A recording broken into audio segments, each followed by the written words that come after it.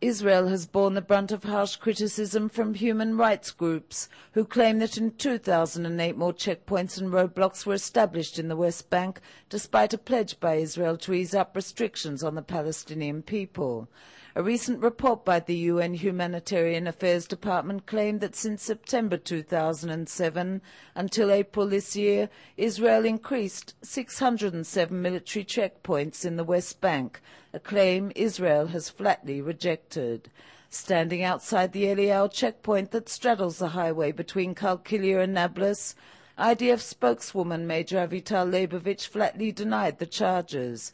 In the past few months, she said, Israel has removed 70 checkpoints. The checkpoints for us means saving lives.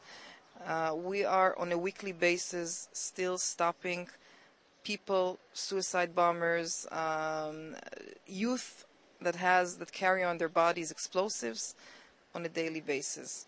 That's why we cannot allow them to enter Israel and try to explode themselves in civilian population areas. In the past 3 months, we have removed about 70 temporary and not temporary roadblocks.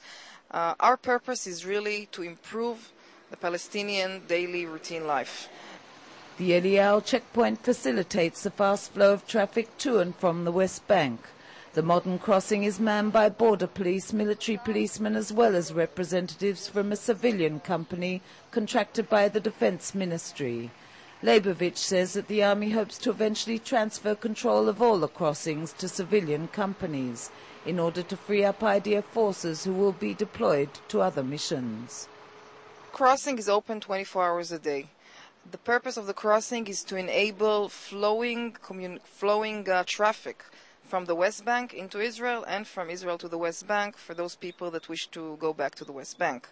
The number of seconds that it takes to check every vehicle is something between 10 and 30 seconds, I estimate. You can see there are no lines. The facility is a brand new facility, and we just started a process approximately 2 years ago in which we're turning some of the crossings into civilian companies and then directing soldiers to other missions. התפקיד בעצם הגדרה שלו זה לבדוק את המכוניות, לא המכוניות, רכבים מסחריים שמובילים סחורה מאיו"ש לישראל ומישראל לאיו"ש, תוך כדי הקפדה שהסחורה יוצאת ממקור ישראלי ומגיעה למקור ישראלי בסופו של דבר, שלא יבוא סחורה ממקור פלסטיני אל מקור ישראלי ולהפך, ולא יוברחו כל מיני דברים משטח הרשות לישראל. The yellow gates on either side of the checkpoint serve as a sharp reminder of the existing terror threat. In the event of an alert, they are automatically shut down, allowing security forces to check terror suspects or suspect vehicles.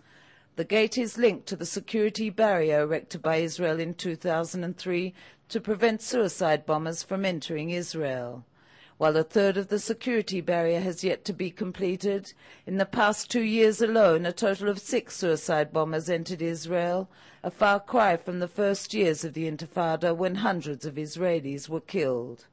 One, however, should not be fooled by the so-called calm, says Leibovitch. The terrorist motivation remains high. This gate actually is an automatic gate in which we can close whenever there is an alert, a security alert. If we're looking for a specific vehicle that is considered suspicious, maybe carrying explosive inside or maybe terrorists inside, we can immediately close down the electronic gates and then search independently each vehicle and more thoroughly. We're in a situation in which the distance between the West Bank and the Israeli cities is very, very close. We're talking about 9 to 10 kilometers of Netanya or Kfar Saba from the point where we're standing right now. So this is a very short distance. This was the problem back in the early 2000s. This is how easy it was for the suicide bombers to just grab a taxi and get on to the first coffee shop or mall. Something less talked about in the media are the millions of dollars Israel has invested to boost the Palestinian economy and enhance freedom of movement. A most recent example relates to the millions of dollars invested in constructing bypass highways in Palestinian towns and villages in the West Bank. Behind me, there's the big city of Kalkilya.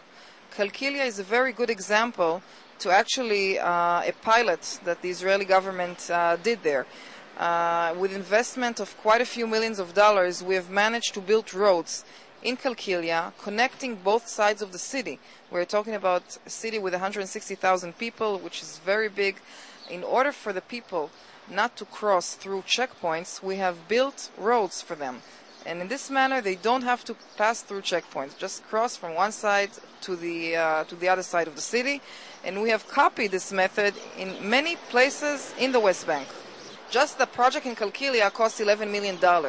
And since it's worked so well, then we're continuing with it. We are also paving little roads for little villages. I mean, the size of the city is not, doesn't set the fact whether we will pave a road or not.